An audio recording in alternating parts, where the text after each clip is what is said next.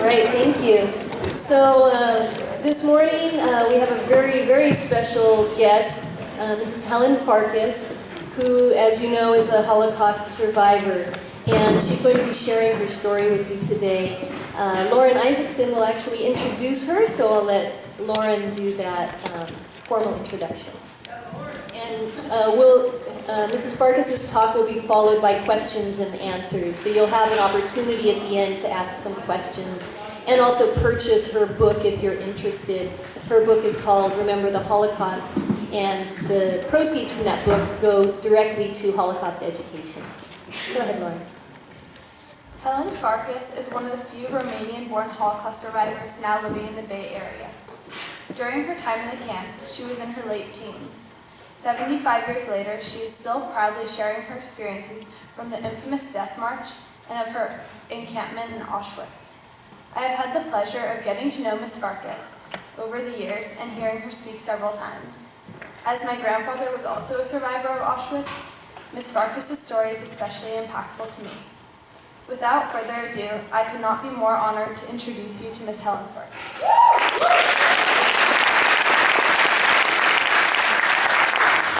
Thank you very much. I appreciate being introduced by a student of yours. My story is a very sad one, but it's very important for you to know it for the future generation. You have to know what history was, especially this recent history was something very cruel. I have grown up with 9 children. My parents, we lived in Satu Mare, which was Romania at the time, until 1940.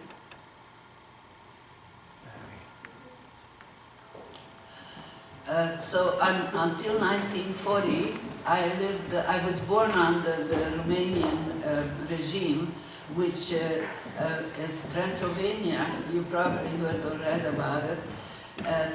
This part of the world was given to the Romanians from the Hungarians at the time when the First World War ended. So I was born in 1920, which was the Romanian era. I had to go to Romanian school, but at home and in the streets too, we spoke mostly Hungarian. Satu Mare in Hungarian was Szatmár Németi, and the whole town was very Hungarian. The Romanians tried to make it Romanian. It didn't go very easy. Until 1940, during the Romanian era, we, the Jews, had a normal life. We had all the rights, we were citizens of the country, and we didn't have any much problems, except sometimes you could hear a derogatory word if people didn't like each other or had some argument or something. But in general, we had a normal life, a good life. My father had lived in America for 4 years before the First World War. He went home to get my mother with their 2 children that he left behind. He came with his brother-in-law, his sister's husband. The 2 guys came to earn money and bring their family, which my uncle did. I have a big family back east, but my father was unable. My mother wouldn't move, wouldn't get ready to come, and he knew there was going to be a war. He picked himself up, went home to get his wife and the children. He had enough money for the boat trip. In those years, they didn't have the visas, and anyone that could afford to buy a ticket on a boat was able to come to the United States. However, when he landed at home, he right away was drafted into the Hungarian-Austrian army, and he had to be in the service. Went through First World War. He was stuck. He could never return to the United States because he was not yet a citizen when he went to pick up my mother. So I lived and grew up in a wonderful home. My parents had more children. We ended up being 9 children. The money that he brought with him for the boat tickets ended up buying a nice home in Satmar Nemeti. So let me go on. After 1940, when the Hungarian Nazis and the Germans occupied Satmar Nemeti, we were stuck. From then on, the Jews started to live a very horrible life because the hatred of the Jews, the propaganda started to be very strong. Unfortunately, the people, my hometown people, were afraid to do something about it, but the hatred of the Jews began very strongly in 1940. What was happening in other countries, everything was just kind of locked up. The freedom was taken away from the Jews. We no longer were citizens. We had no protection of the law, and life was pretty hard. The Jews were being kicked out. The kids from public school were kicked out. I was working in a factory. I was already a grown young woman. I was kicked out of my job. Everything was confiscated, and the Jews had no help. The population was accepting all this terrible propaganda that was going on, and life was very terrible. Then in 1943, the Yellow Star of David, we had to put it on our clothes whenever we went out of our home. Life was even more terrible. So I'm not going to take too much time telling you what it was like living as a Jew in my hometown where I was born and grew up. And I'll just go on and tell you what was happening in the world. Everything was against knowledge because the newspapers could not write the truth. It was all just showing off how well the Germans are doing with the war, and how they were advancing as far as in Russia. They were trying to take Russia. They took the European smaller countries. They occupied first Poland. Of course, all the Jews were rounded up and taken out and being murdered and taken into forced labors and all these horrible things, which I cannot name to you now, right now. But life was very terrible to live in your own hometown. Until 1944, early in the spring, and meanwhile, we were not to know what was happening because the newspapers couldn't write anything that was happening. However, my father knew a little English. He was listening to after our radios were confiscated in 1943, he was listening as a contracept in the basement of our own hometown. He was listening to the Voice of America. He was very curious to know what is happening in the world. So it was very strictly forbidden for people to talk or know what's happening elsewhere than in our own country.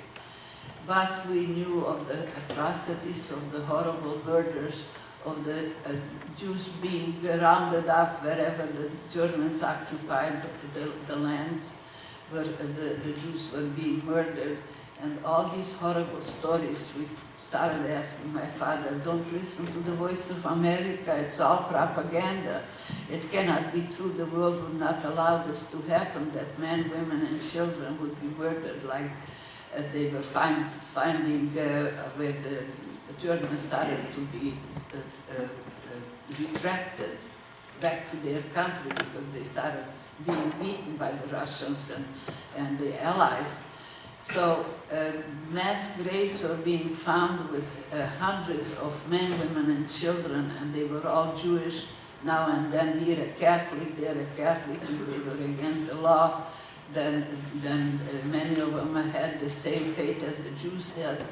So all these horrible things that my father listened in secrecy in our basement, we begged him not to listen because we cannot believe it. It cannot happen. The world would not allow that. Unfortunately, the world did allow that, and it happened. So finally, I'm not going to tell you any more of the horrors that were going on in the world, in Europe that is, and I will just tell you what happened to us in Satmar. We were told that we have to move into ghettos. Most of the people didn't know what a ghetto is, but we did in quiet secrecy. We knew what the ghettos were. We knew what was happening in the ghettos, the murders and the atrocities that were happening. But we had to be very quiet about it. We have to move into a ghetto. It was just terrible. Just imagine that you have to leave everything behind, and that they created a ghetto right in the middle of my hometown with barbed wires around, and we had to move in there. Where one family lived before 3-4 families, we had to squeeze in and live. We slept on the floor. Children were crying. Adult young men were not coming into the ghetto because they were 2 years prior to that all taken into forced labor camps. It was mostly old people, children, and us, young women. So we tried to help by gathering up the little children and going in the streets and somewhere sit down and pretend that this is a school and read to them whatever we had available. So life in the ghetto was terrible. Food was not enough because food was not coming in. And this was going on. We young women sometimes got together, a few of us went to the office and asked our elders, how could you allow this to happen? What a shame. In our own hometown we are prisoners. The gendarmes were going round and round day and night to watch that we don't escape. But let me just say one thing, you're young people, and just think, try to put yourself into the situation that we were young people. Imagine you have to put a lock on your home. We were told how many kilos we can take to the ghetto with us, which was almost nothing. We had to figure out what to take with us. My father on the black market was able to buy 2 hams. They were kosher, they wouldn't eat that, but they bought it that in the ghetto some of the children will be able to have something to eat. So what shall you pack in those few kilos? I didn't sleep all night. I was just figuring out how to figure out for each person so many kilos. In the ghetto, life was just unbelievable. Not enough food. Mothers were nervous because the children were hungry and they couldn't feed them. So it was just unbelievable. Finally, one day we were told, I'm leaving out again what it was like to live there from day to day. One day we were told, this and this street, tomorrow morning at 9 o'clock be at the gate, we're taking you to work. When we went to talk to the elders and told them, how could you allow this to happen? They told us, that's all right, don't worry, we have to work for our country. We are told that they're taking us from the ghetto to work in factories. So what's wrong with going to work? It's all right. So we were lied to. We were lied to all along that we're being taken away from our home and our hometown to go and work for our country. But imagine what else happened. So next morning, finally, I was at the gate. But I'm trying to make you understand what it was like inside my heart to leave my home, to put a lock on it.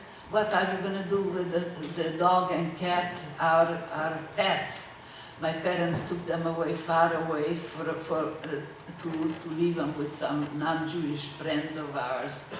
When I came back after the war was over, I have to tell you now or I'll forget, the neighbors told us the dog and the cat found their ways back to the house, and they were howling and crying day and night, and they had to call the catchers to take them away. What kind of a life, what kind of people can do things to other people? So here we were in the morning, we were being marched to the railroad station in our hometown. During the night I wrote a letter to my boyfriend, my fiancé. He was in forced labor camp, and I said, thank God they're taking us out of this misery. We are being taken to factories to work. We don't know yet where, but I'll write to you as soon as we arrive, and I'll know where I am. That letter, next morning, I had in my hand stamped and everything. Before we went in the ghetto, we bought enough stamps to be able to communicate with the world. The letter in my hand, all along the way, marching to the railroad station, I figured maybe Julia, my best friend, my next door neighbor, will come to say goodbye. Maybe somebody that I know, a friend, a school friend, or somebody will take my letter to drop it in the mail. No, it didn't happen. Those who came and shouted and spat at us, good, we're going to have a world without Jews. Those were not our friends, those were not those that I knew. My letter never was mailed to my boyfriend, to my fiancé. So in the ghetto, at the railroad station, those huge cattle cars, not so huge as they looked. We were 8 or 9 pushed into these cattle cars, locked in. They didn't roll us out right away. It was in the morning. They kept us till night fell. It was May 21st, 1944. In that area, the sun is very strong by that time of the year. We started to sweat. It was terribly hot. Imagine you're locked into a cattle car, which was made for animals, not for human beings. Not a bench or a chair, but no bathroom, no water. What do you do when nature calls? Some buckets came from the sides, and we had to use them in front of each other. For us young people, not only was it how embarrassing it was to use those buckets in front of each other, full of people watching, and children crying, and young mothers crying. I cannot tell you the misery, the horror that took place for us in our own hometown. In the evening, they finally rolled us out. It was a little better. You could get a little air through the blanks. It was better than standing in the sun in your own hometown while people were shouting ugly words towards us because we were Jewish. So this horror lasted 3 days and 4 nights. Can you imagine what life was like? Death visited some. There was no water. The mothers were crying, the children, like I had my sister with me. I have some pictures there from before the war. She had a 2-year-old little boy. The little children got rashes because their mother couldn't wash them, wipe them. There was no water to do it. This was my life's most horrible 4 nights and 3 days that lasted. Finally, we arrived on the 24th, and through the trip. Why did it last so long? The trip could have been done in from 8 to 12 hours from my hometown till Auschwitz. We never heard the word Auschwitz before, not even on the American radio. So you can imagine what it was like to arrive in Auschwitz. All of a sudden they opened up. The reason that it took so long was I forgot to finish my work, was because many hours they set us aside because they needed the railroad tracks for other more important. And that's why it lasted so long for us to get from my hometown to Auschwitz. So we arrived, they opened forcefully. Young men in striped clothes, about 6 or 8, were standing behind each other like this in front of each one of the cattle cars. Their job was to jump up and vacate the cattle car. It was a chaos. It was loud. The loudspeaker was shouting. The German soldiers, with each one having a beautiful German Shepherd dog with them. The dogs were barking. You had to, you thought you're crazy, you're dreaming, this cannot be true. The loud shouting of the loudspeaker, don't bring anything with you. Even that little something that we brought with us, we were not allowed to bring it with us. They didn't even put a step or something. Children were falling, we were being pushed by these young men that jumped up with the striped clothes. They probably didn't speak our language anyway, but they were not allowed to communicate with us at all. Their job was only to vacate the cattle car and pushed.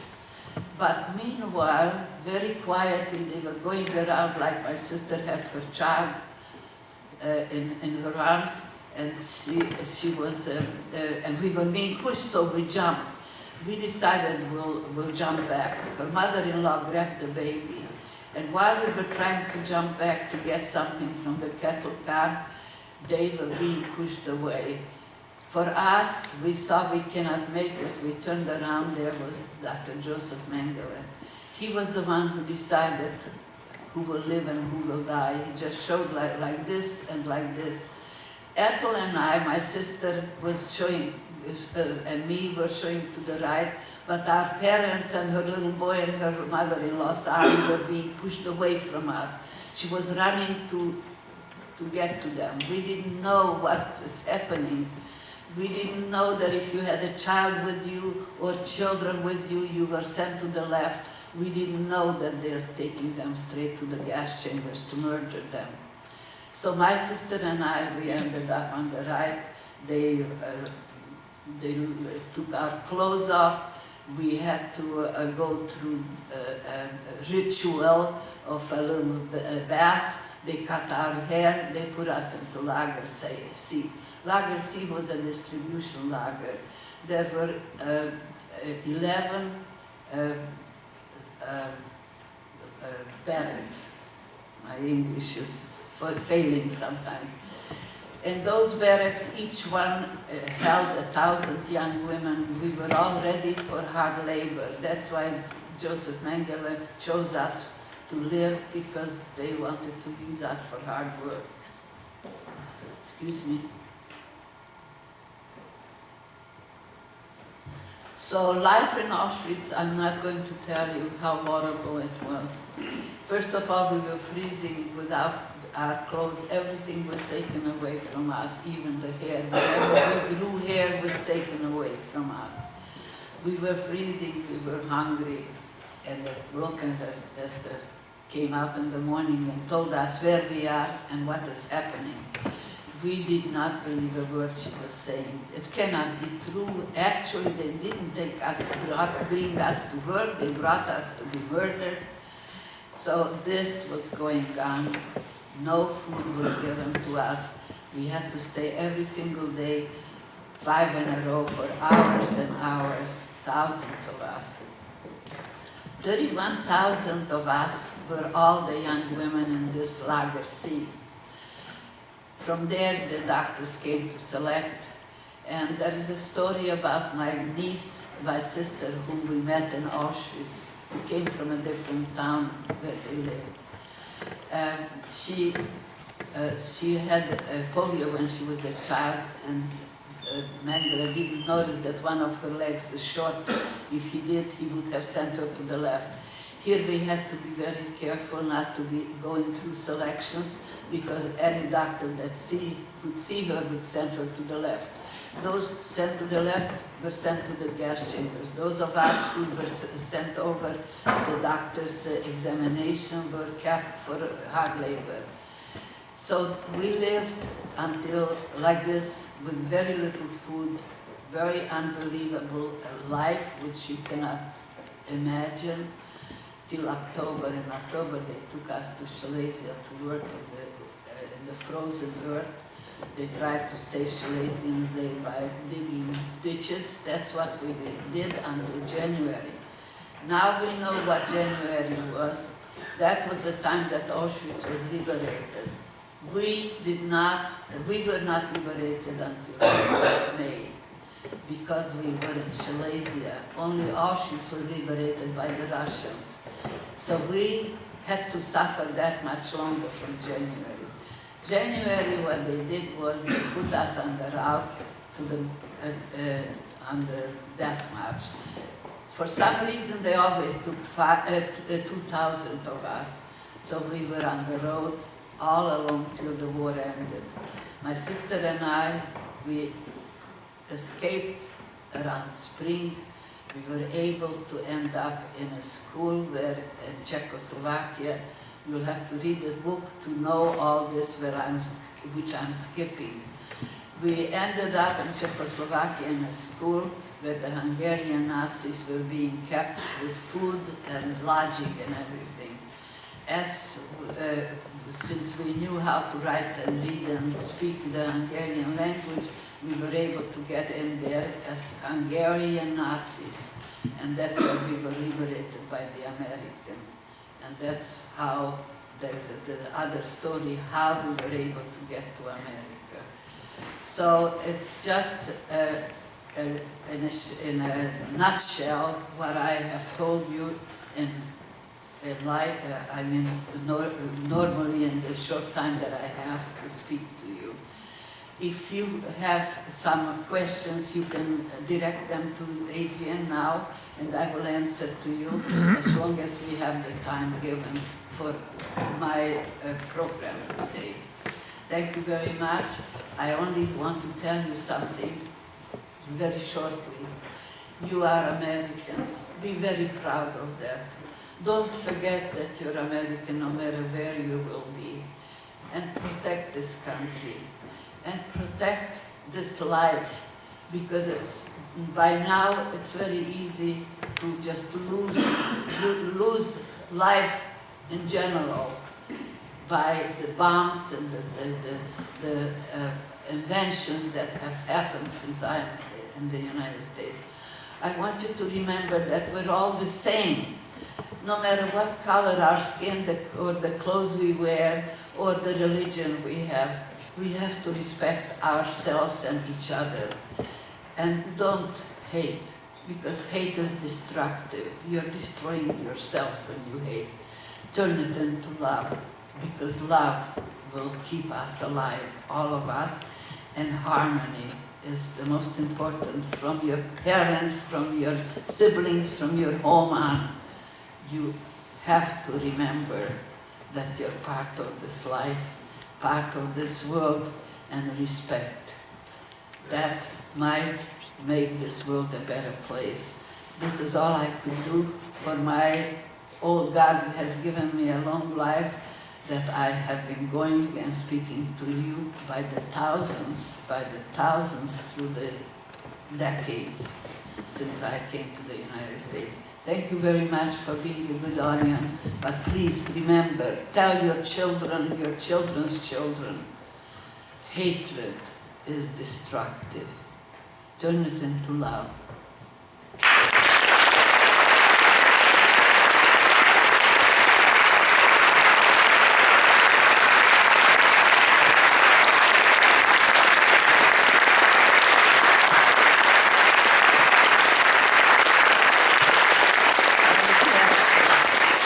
Do you have any questions? Adrian will take your question because I don't hear. I have hearing aids. They don't work very well. I don't see because I'm old. But I love you all. So feel free to just raise your hand and ask any question. Helen is happy to answer. We have a few minutes for that.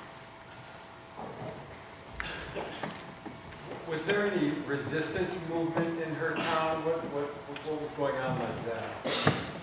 The question is, was there any resistance in your town? Absolutely not. Absolutely no resistance.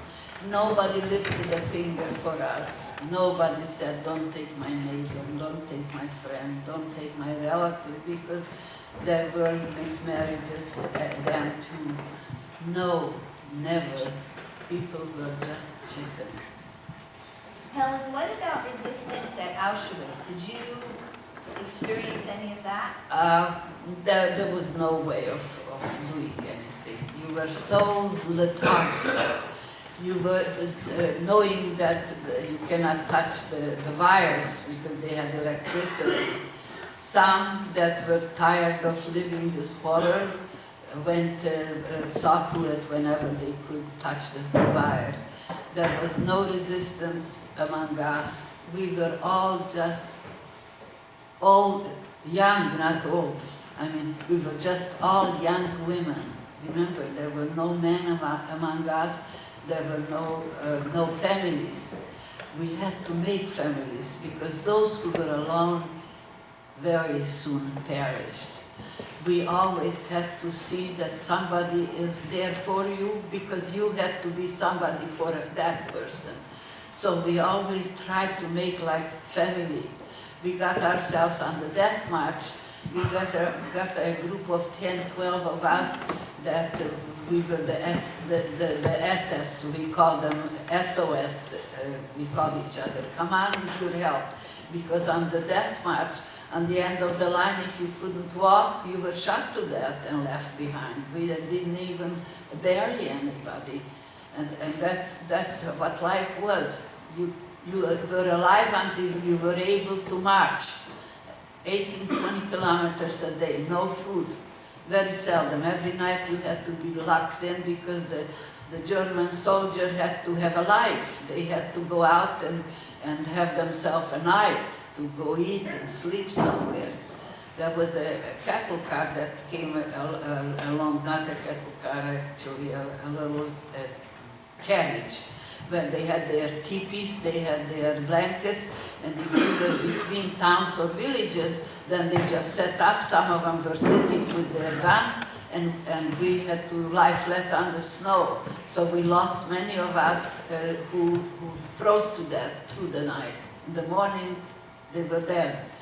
So you cannot imagine what it was like to be on the highways, walking with no food, with the fright. We were always frightened what will happen the next hour, the next moment. So we were trying to get families, becoming friends. There was no resistance. I know of no resistance, or I never saw any. I think it's interesting, Helen, that you say there was no resistance, but there you were trying to help each other. You know, there's all different kinds of resistance, and certainly forming families and trying to help each other is a form of resistance in those circumstances. Yes. If somebody was alone, they perished. Sooner or later, they perished. Any more questions? What kept you going after such a hard time? What kept you going after such a hard time? Well, I've been asked by students often, didn't you think of committing suicide, or how did you do? I tell you, I was young. I was 24 years old.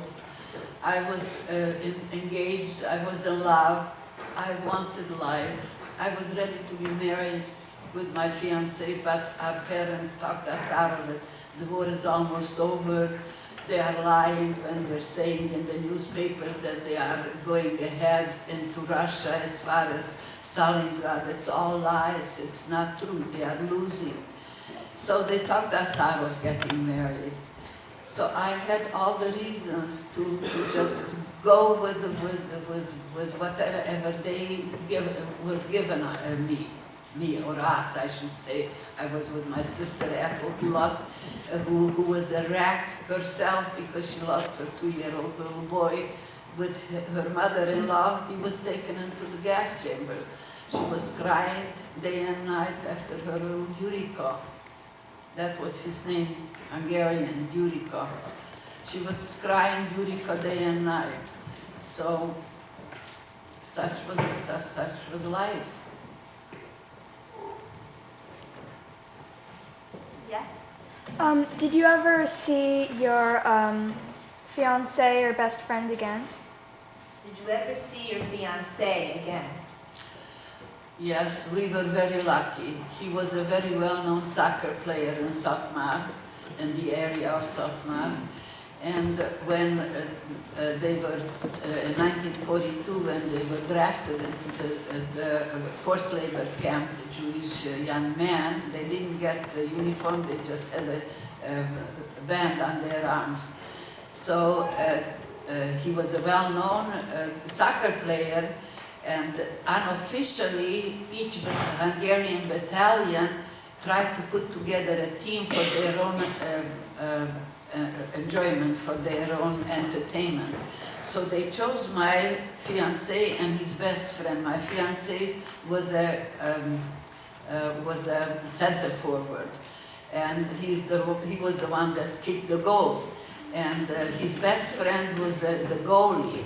So these two guys were chosen to be the battalion's cooks. So he was lucky because, they were lucky they had food. They were able to practice during the week and play games on Sundays and so on. Their life itself was not bad. They had food because they were cooks. But when the letters started coming back from the ghettos, from their families, that's when they started worrying, what happened, what's happening? So some went for furlough to their hometowns and tried to find out what happened to the ghetto. There is no more ghetto. Where are the Jews? Nobody could tell them what happened to us. It seemed to them like the earth opened up and closed over them. Nobody could tell them. So he stayed alive, and I was lucky again that I was alive, and when I came home, he didn't know that I'm alive. And that was our luck. We got married, and we came to the United States, but many years later, because when we came home, my sister and I, we found that we're prisoners again. Our land was occupied again by the Russians. The Russians had the borders closed, and you couldn't leave. You couldn't go from one town to the next to visit your mother or sister or brother without, for hours or days, standing in line for a permit. You could only travel with a permit, so we could not escape until 1948, end of the year. We were able to escape, and that's in my book on the end, how we escaped from behind the Iron Curtains. So it wasn't enough to escape from the Germans, we had to escape from the Russians also to be able to come to the United States, to be free, to be in a free country again. How many years were you married? I was married to my husband for over 65 years, and he just passed away 6 years ago. We had only one child. She's an artist. She was teaching, and she was a librarian in Woodside High School. And now she lives with her husband in Hawaii. And that's all I have, just one daughter, and she has one daughter. Small family for the big family that I grew up on. We couldn't have more children, just that one, after 13 years of marriage.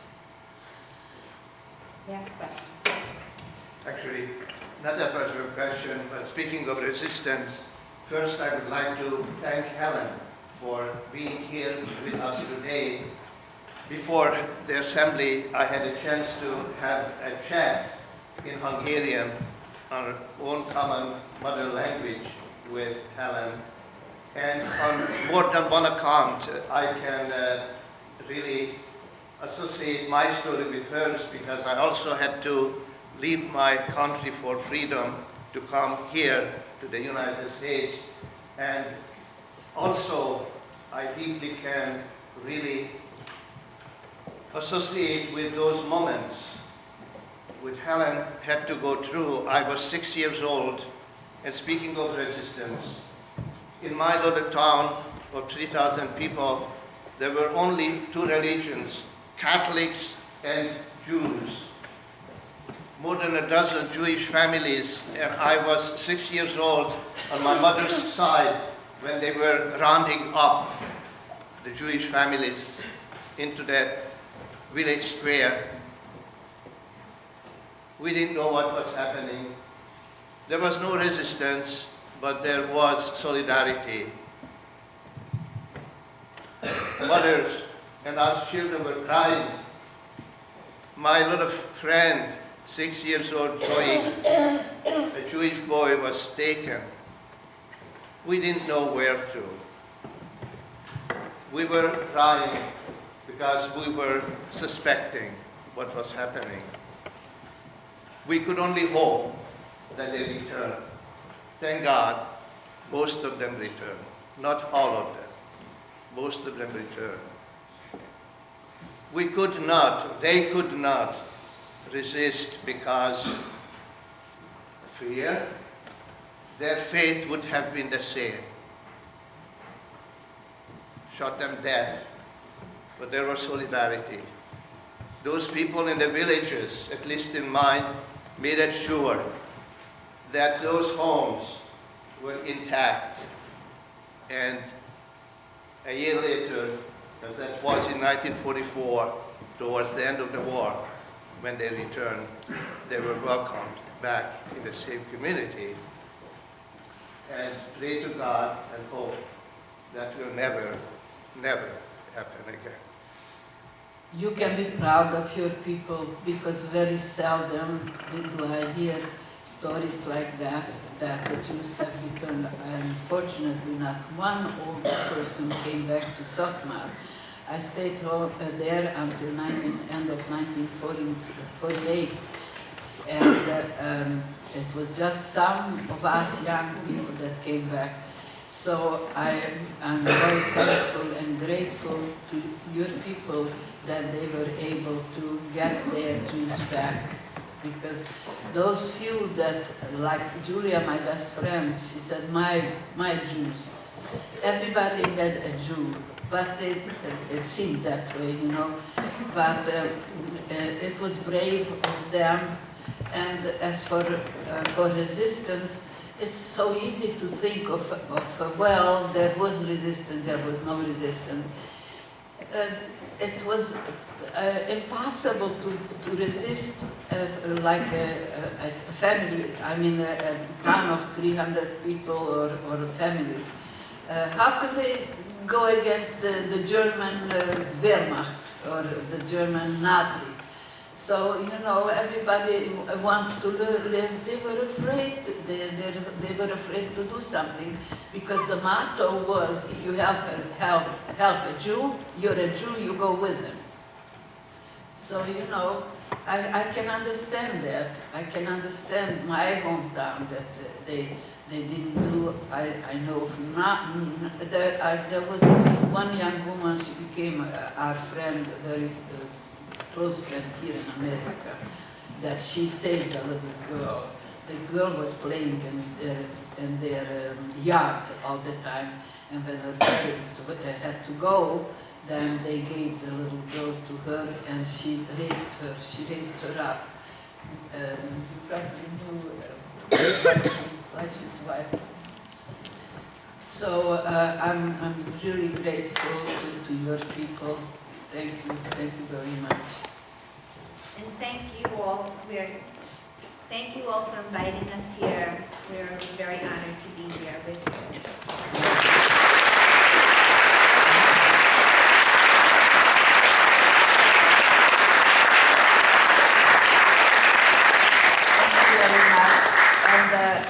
I don't know if you know about the Farkas Center, there 9 years ago, Mercy High School in San Francisco opened a center for the Holocaust, and it's named after Helen and Joe Farkas.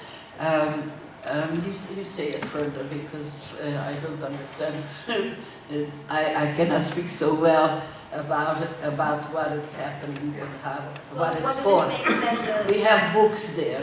Yes, one of the things the Farkas Center does is it brings speakers too, and also if you're interested in purchasing a copy of Helen's book or a bookmark, you're welcome to come up and she'll sign that for you. You know, we were talking as Helen and Adrian arrived about the very few survivors who are still alive, and so it's such an honor for us that Helen could come and share her story with us.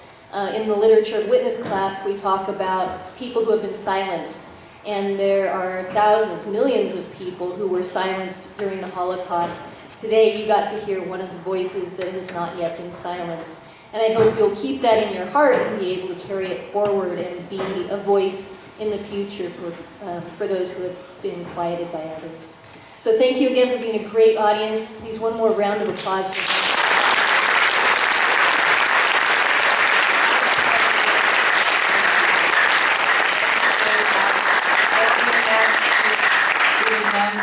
I only ask you to remember and teach your children. Thank you very much for having us here, and please feel free to inquire. I'll always, as long as I'm still around, I'll be happy to come. I'll be happy to talk to you, and you can call me even privately at home. Thank you very much.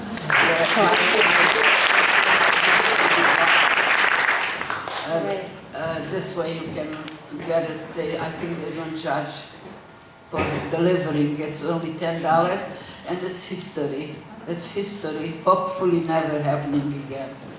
Thank you again for having us.